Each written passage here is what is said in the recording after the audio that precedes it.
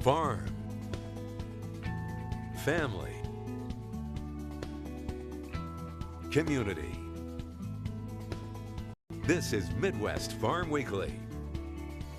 Good morning, and thank you for spending part of your day with Midwest Farm Weekly. I'm Melaine Wells. In your news headlines today, new census numbers show Wisconsin lost nearly 10% of farms and 30% of dairies since the last count in 2017. The agriculture census, taken once every 5 years by USDA, is a count of farms and ranches across the country. The numbers reported this week were collected in 2022. Wisconsin had 58,521 farms that year, representing a nearly 10% loss since the last census in 2017. There were 6,216 dairy farms in Wisconsin in 2022. That's down from just above 9,000 in 2017. Further, state data shows the number has dropped even more since this census data was recorded. As of February 1st, 2024, Wisconsin fell to 5,644 milking cow herds. As the number of farms decrease, existing ones are getting bigger. The average Wisconsin farm in 2022 was 236 acres, the largest it has been in more than 2 decades. Herd sizes are increasing as well. The number of milk cows in the state declined less than 2% since 2017, despite that drop in dairy farms. According to these new census numbers, Wisconsin had close to 28,000 new or beginning farmers who have been farming for a decade or less. That's about a 16% increase from 2017. Those farmers made up just over a quarter of Wisconsin's total, and a majority of them were younger than 44. The new data also shows farm expenses are up a whopping 47% from that last census in 2017, but profit kept up. The average farm doubled its net income, and fewer farms reported losses. A bright spot for Wisconsin are crop diversity. The census shows our state remained the top producer of ginseng and cranberries, along with several other vegetable crops. If you want to take a closer look at the census data, you can visit the Midwest Farm section of wearegreenbay.com. Well, with tight margins, farmers, of course, are looking to always trim where they can those unnecessary expenses. Focus on Energy says they can help. They do have a team of agriculture experts who will come to your farm. They'll give you tips and recommendations for efficiency upgrades. One of the biggest questions they get asked relates to moving air through barns to make sure that cows are being raised with proper ventilation. More and more we're seeing guys go to these tunnel vented barns and things like that, where we are using a lot more energy, and there are some really energy efficient ways that you can go about that. Certainly there are other ways as well. We want you to push you towards that energy efficient side. It's good for the environment and all that, but at the bottom line comes to the farmer on the monetary side, and you can save a lot of money and a lot of energy by going to, say, things like variable speed fans or high efficiency fans and things like that. You're not beholden to anything. It doesn't cost anything. We are not forcing you into anything. We're not reporting back to anyone for that matter either. I know that's something that gets talked about. We absolutely don't do that. It's literally, we just want to go out, walk through your farm, help you out, try to help you make some decisions both for yourself, for the energy side of things, and really just try to make you as more efficient as you can, and get you to a better place, both for your cow comfort and also for your pocketbook as well. That's all it comes down to. You can connect with Focus on Energy at the upcoming WPS Farm Show. This annual event is March 26th through the 28th at EAA grounds in Oshkosh. Admission remains free, $5 to park. The show is a chance for farmers to check out the latest in equipment, services, and technology from around 400 exhibitors throughout the U.S. and Canada. Spring planting season will be here before we know it. If you're looking to try out some new garden varieties or maybe boost your native plant count, there is a free option. Local 5's Ryan Kudish checks out this unique library. Looking to add a few new plants to your garden without having to spend a penny? Look no further than the Brown County Seed Library, located at the Central Library. But let's backtrack. What is a seed library?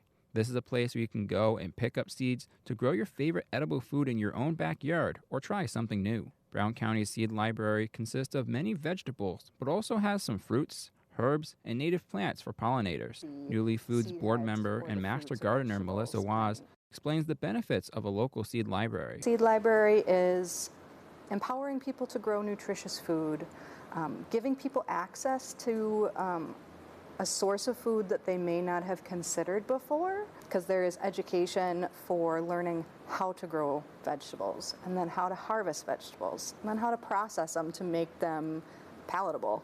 The seed library began in March of 2023, and in last year's launch, the group packaged 15,000 packets of seeds. The goal this year, WAS says, is to exceed that. The organizers hold events called seed packings, where the envelopes are wrapped and folded, and the seeds are placed in the envelopes. WAS says through these events, they are helping to teach others a way to preserve seeds that may have just been forgotten about. One of the awesome things about our seed library is we train people to be seed stewards, which means we're training people how to save seeds that are true to type. Seeds that are true to type are going to produce the same fruit year in, year out. It's going to be consistent so that you know what you're going to be getting. By replanting seeds right here in our community, WAS says it's a sustainable option that reduces our dependence on shipping. And that's Thamby speaking. I'm Ryan Kudish, Local 5 News. Thanks, Ryan. You are invited to shop the library at their launch party on March 2nd. It's at the Brown County Central Library. Bring the family for a lot of hands-on activities. We send our congratulations to a 4-H club in Merrill as the winners of this year's Cedar Crest Ice Cream Flavor Creation Contest. This summer, you'll be able to find Paul Bunyan in scoop shops around the state. It features vanilla bean ice cream with double-dipped pretzel logs, maple syrup, and swirls of Butterfinger sawdust. This club gets a $500 prize and an ice cream party. The use of a popular herbicide is in question for growing seasons ahead. Certified crop advisor Jacob Radke is here with a look at the impacts to our area. Good morning to you. Morning. Well, let's start with a little bit of background. What are we talking about? Dicamba is kind of the buzzword, but what is the backstory on this? Yeah, so they're talking about primarily focusing on dicamba use in soybean and cotton. Dicamba is used in other crops like corn. That's probably the most widely used area in the state of Wisconsin. But for certain seeds, genetically modified seeds, there is genetically modified seed for soybeans and cotton that are tolerant to dicamba. But the dicamba in soybeans and cotton is the focus right now. And this all relates to some legal action. Some courts have been watching over this. People didn't think the proper channels were vetted before it was approved for use.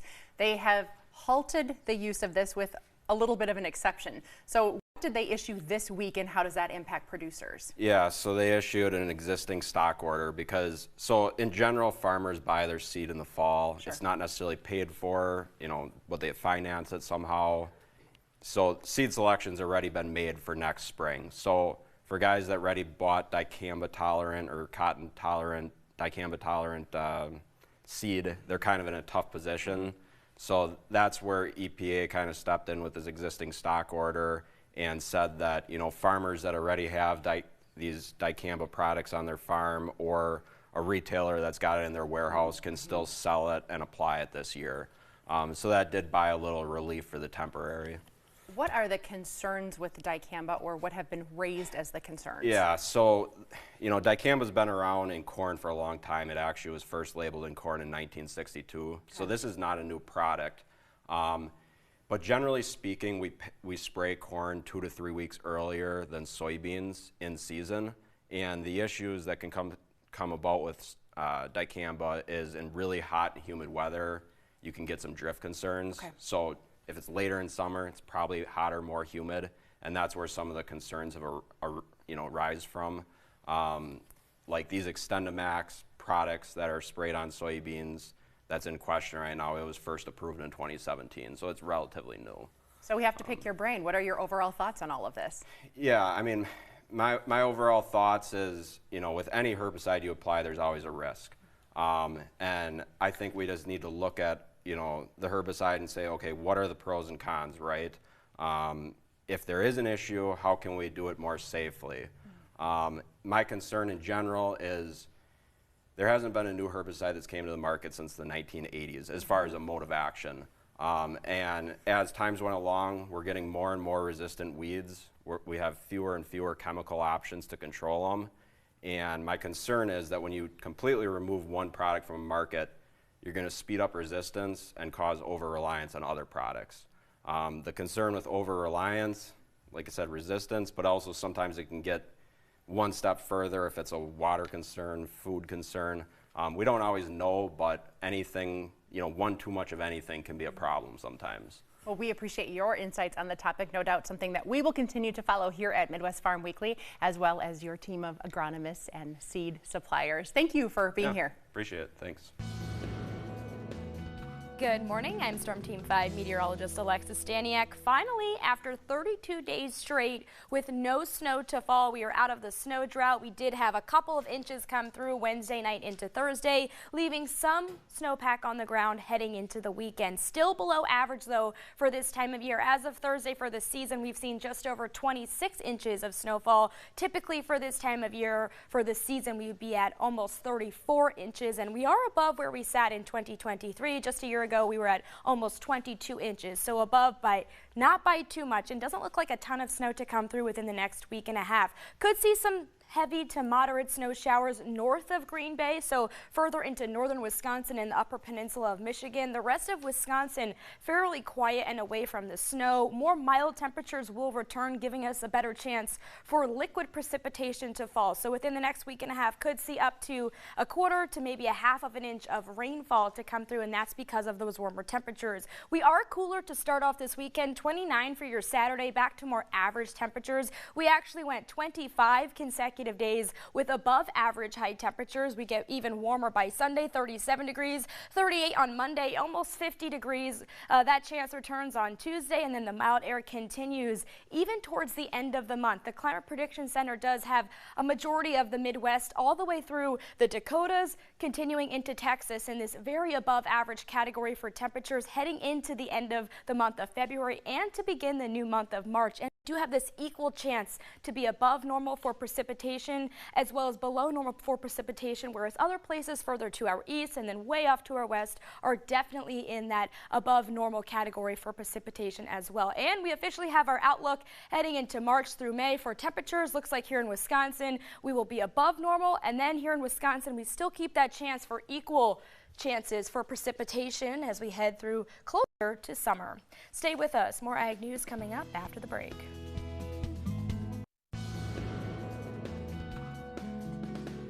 Well, Jeremy Hansen here from Fox Valley Technical College for Life on the Farm. And joining me today is Dr. Stu Rimpf. Stu, thanks so much for talking with me today. And Stu, we're at the Outagamie County Forage Council annual meeting, and you just gave a wonderful presentation on last year's corn silage. And first of all, what do you do? I work for Purina Animal Nutrition. I'm a tech support dairy nutritionist. I work with the consultants that work for co-ops and Purina dealers in Wisconsin. I want to talk about corn silage, especially from 2023. And what is your impression of last year's crop? So last year's crop, everybody was worried about the drought and how bad that was going to affect things, and was it going to crush yields or change the composition or whatever. Fortunately, we got a lot of rain just in the right amount of time, and the crop pulled off halfway normal. Yield was down a little bit. And if you looked at the averages, the crude protein is almost the same as last year. The NDF's almost the same as last year. Starch is a little bit lower. NDF, again, is about the same as last year. NDF digestibility is just 30 hours, just a touch lower. So it doesn't look all that much different, but when we really go out to the farm, we're seeing a tremendous amount of variability. So the average is there, but you can't judge your performance based on the average. You've got to look at what you're dealing in. And we've got everything from low starch to high starch. We've got normal digestibility NDF, high digestibility starch, things like that. And what we're finding is that some herds were having no problem. We rolled into new crop corn silage just fine.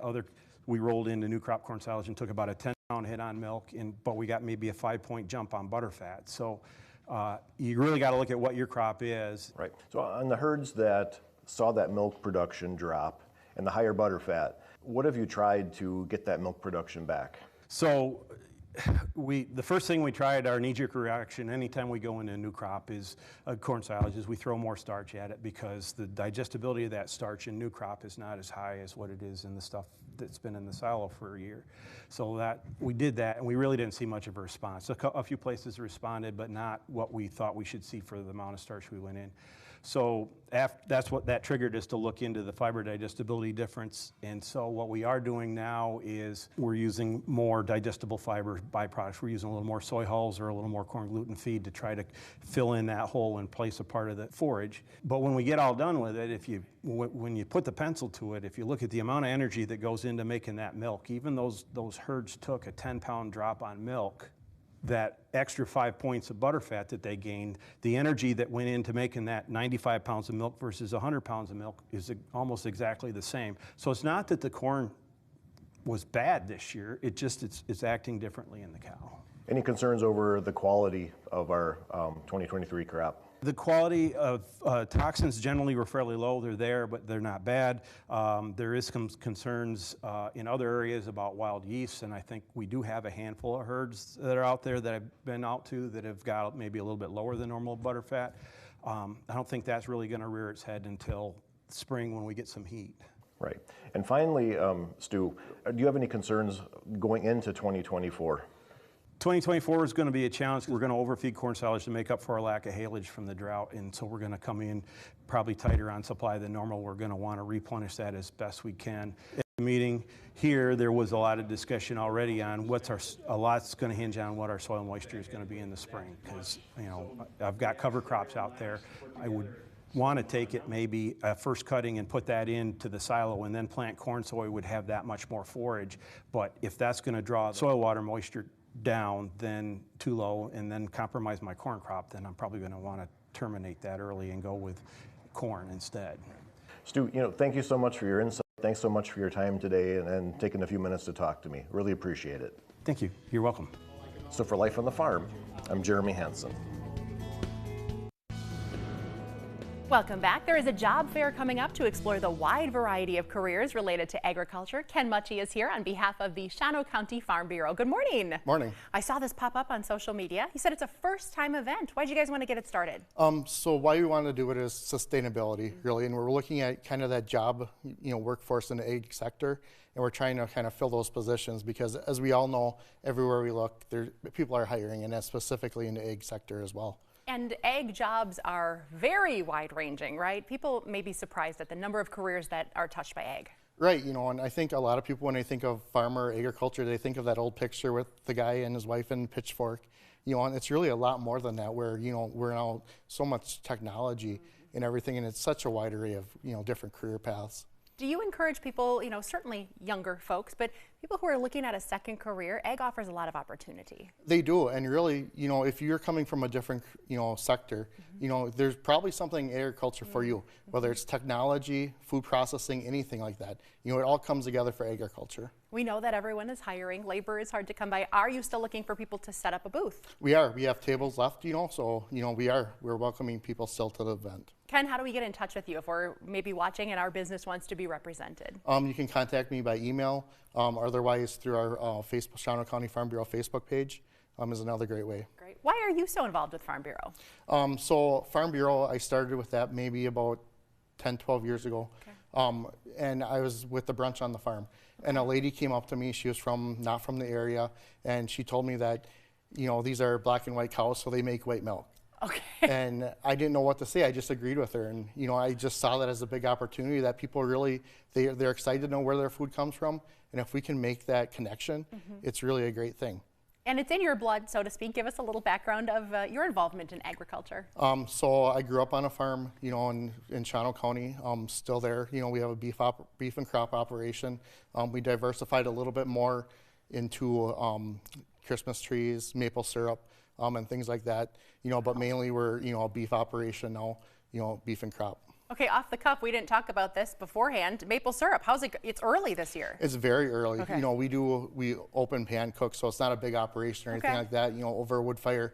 And we actually took our first batch off last weekend. Wow. So you're thinking early to mid-February, maple syrup already, so we're way ahead of schedule. And, we're not sure what that's going to mean for the rest of the season, but, it was crazy, Back to the job fair itself, if somebody is curious if their skill set is a good fit, an opportunity like this is really perfect. You can go from booth to booth and talk to the people who are doing the hiring. Right. There's so many businesses from so many different areas, from technology to fertilizer to processing. you know, you can talk to them and they're glad to talk to you about their different career pathways that they have. You know, maybe it's not something you're interested in right now, but maybe in the future it's something that, you know, you would be interested in. You can even learn to make maple syrup and get paid for it. Here's another look at the upcoming job fair. It's happening March 13th at Northwinds Banquet Hall in Marion. Shawano County Farm Bureau on Facebook. Thanks, Ken, for being here. All right, thanks for having me.